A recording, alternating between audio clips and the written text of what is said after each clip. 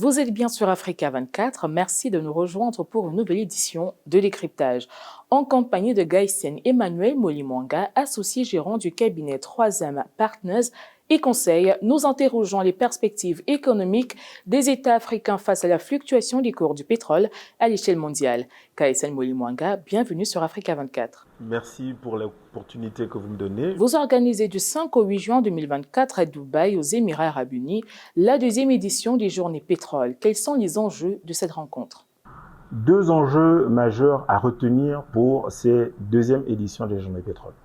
Premier enjeu, c'est de pouvoir doter nos pays africains de contrats pétroliers qui permettent de pouvoir, d'une part, garantir les intérêts des États et deuxièmement, bénéficier au plus grand nombre en assurant un développement sur le plan économique, sur le plan social et infrastructurel.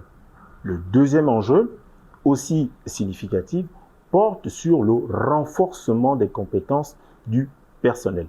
C'est-à-dire que ceux qui traitent ces contrats au quotidien, s'ils ont la maîtrise de ces contrats, ils pourront aujourd'hui défendre de façon significative les intérêts des États, mais aussi avoir des bonnes pratiques pour la gestion de ces contrats.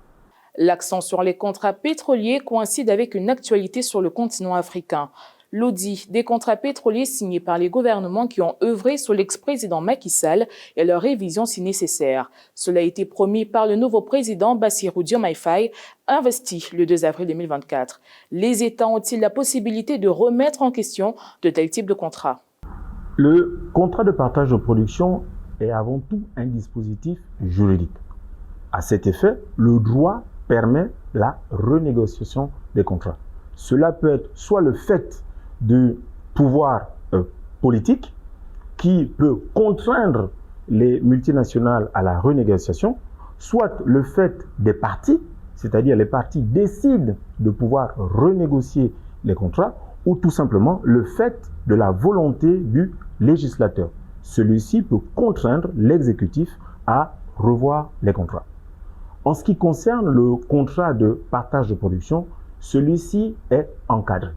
Toute renégociation doit pouvoir être définie dans les termes du contrat parce que le contrat, c'est l'accord des parties.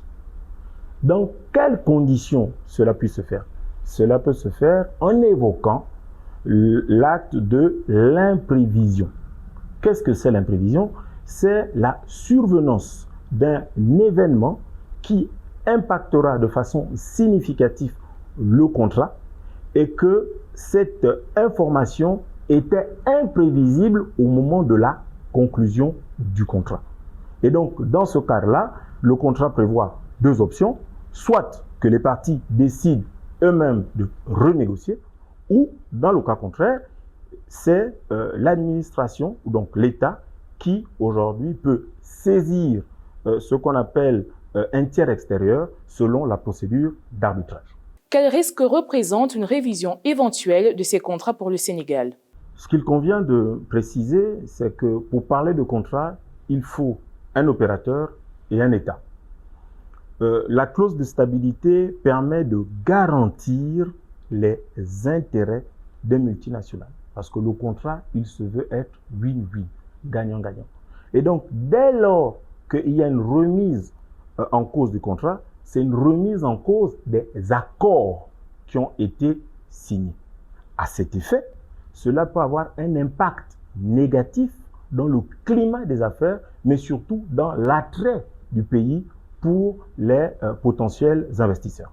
Quels aspects les États en Afrique qui signent très souvent des contrats pétroliers avec des majors internationaux, souvent américains, britanniques, italiens, brésiliens ou même français, peuvent prendre en compte pour tirer le meilleur profit des contrats de partage de production d'hydrocarbures?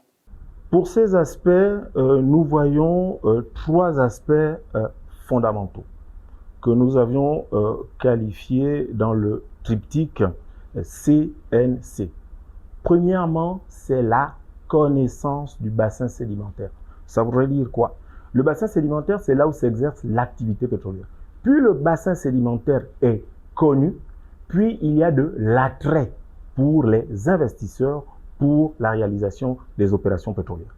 Et donc, une bonne connaissance de son bassin sédimentaire permet de pouvoir attirer les investisseurs. A contrario, ne connaissant pas le bassin sédimentaire, c'est un risque important pour les futurs investisseurs.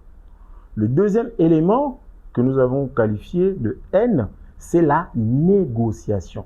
Arriver à avoir des contrats bien négociés qui profitent à l'ensemble de l'économie et donc avec des retombées sur l'ensemble des couches sociales.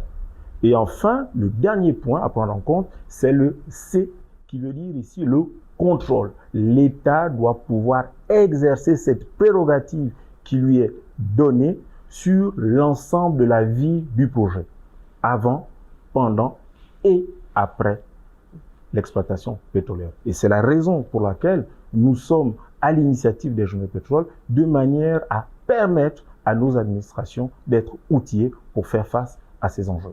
Avec les Journées Pétrole 2024, après celles de 2023, nous notons une volonté de rendre régulier la tenue de ce type d'événement. Quelle vision avez-vous à moyen et long terme de ces journées? L'objectif des Journées Pétrole, c'est de pouvoir créer un cadre d'échange et de partage d'expériences sur les bonnes pratiques dans le secteur des hydrocarbures. À cet effet, les Journées Pétrole, aujourd'hui, ont pour vocation de s'inscrire dans le temps, car les changements et les défis peuvent évoluer en fonction de l'environnement. Et donc, nous, aujourd'hui, nous voulons nous positionner comme un acteur majeur, accompagnant les administrations, accompagnant les États dans cette volonté de pouvoir avoir des contrats qui garantissent les intérêts de nos États. Gaësen Moulimanga, merci d'avoir répondu aux questions d'Africa 24. Madame, Monsieur, l'actualité se poursuit sur nos différentes plateformes.